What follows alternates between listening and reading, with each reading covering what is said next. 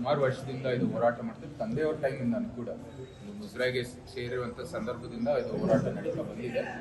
ಅದಿದ್ರೂ ಸಹ ಇವರು ಪ್ರಾಧಿಕಾರವನ್ನು ಸೃಷ್ಟಿ ಮಾಡಬೇಕು ಅಂತ ಹೊರಟಿದ್ರು.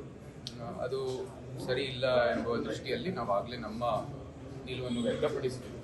ಗವರ್ನರ್ ದೃಷ್ಟಿಯಲ್ಲಿ ಅದು ಪ್ರಕ್ರಿಯೆಯಾಗಿ ಅವ್ರು ಏನು ಮಾಡಬೇಕಾಗಿದೆ ಅವ್ರು ಮಾಡ್ತಾ ಇದ್ದಾರೆ. ಅದನ್ನು ಏನು ಕ್ಲಾರಿಫಿಕೇಶನ್ ಕೇಳಿದಾರೋ ಇಲ್ವೋ ನಮಗೆ ಅರಿವು ಇಲ್ಲ.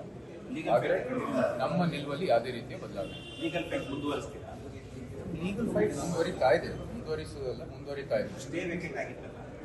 ಸ್ಟೇ ವೇಕೆಟ್ ಆಗಿರೋದು ಒಂದು ಕಾಲಕ್ಕೆ ತಿರ್ಗಾ ಬಂತು, ತಿರ್ಗಾ ಸ್ಟೇ ಹೋಯಿತು.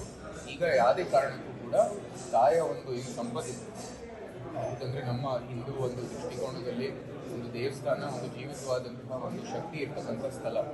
ಆ ನಿಟ್ಟಿನಲ್ಲಿ ತಾಯಿಯ ಒಂದು ಸಂಪತ್ತು ಇರ್ಬೋದು, ತಾಯಿಗೆ ಸಂಬಂಧಪಟ್ಟಿರ್ತಕ್ಕಂಥ ಆಸ್ತಿ ಇರ್ಬೋದು, ಎಲ್ಲನೂ ಕೂಡ ತಾಯಿಯ ಜೊತೆಗೇ ಇರಬೇಕು ಅಂತ ಒಂದು ನಿರ್ಧಾರವನ್ನು ಅಥವಾ ಒಂದು ಆದೇಶವನ್ನು ಇವತ್ತು ಕೋರ್ಟ್ನಿಂದ ಬಂದಿರತಕ್ಕಂಥದ್ದು ಎಲ್ಲರ ಗಮನದಲ್ಲಿ ಇದೆ.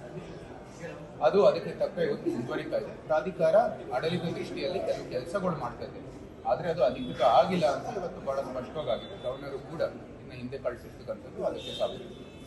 ಜಿಲ್ಲಾ ಸಂಘಟನೆ ಸಭೆ ಬಂದಾಗ ಪಕ್ಷದ ದೃಷ್ಟಿಯಿಂದ ಪಕ್ಷದ ಅಭ್ಯರ್ಥಿಗೆ ನಾವು ಸಂಪೂರ್ಣವಾಗಿ ನಮ್ಮ ಬೆಂಬಲವನ್ನು ಕೊಡ್ತೀವಿ. ಭಾರತೀಯ ಜನತಾ ಪಾರ್ಟಿಯಲ್ಲಿ ಒಂದು ಪ್ರಕ್ರಿಯೆ ಇದೆ. ಆ ಪ್ರಕ್ರಿಯೆ ಪ್ರಕಾರ ಅಭ್ಯರ್ಥಿಗಳು ಆಯ್ಕೆ ಆಗ್ತಾರೆ. ನನ್ನದೇ ಒಂದು ಉದಾಹರಣೆ ತಗೊಳ್ಳಿ, ಭವಿಷ್ಯದ ಒಂದು ಲೋಕಸಭಾ ಚುನಾವಣೆ ಆಗಿ ನಾವೆಲ್ಲರೂ ಆಕಾಂಕ್ಷಿಗಳು ಇರ್ತೀವಿ.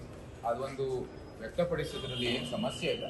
ಆದರೆ ಅಭ್ಯರ್ಥಿಗಳು ಆಯ್ಕೆ ಮಾಡೋದು ಪಕ್ಷ, ಅದು ಯಾರೇ ಬಂದರೂ ನಾವು ಅವ್ರ ಪರವಾಗಿ ನಿಂತು ಹೋರಾಟವನ್ನು ಮಾಡ್ತೀವಿ.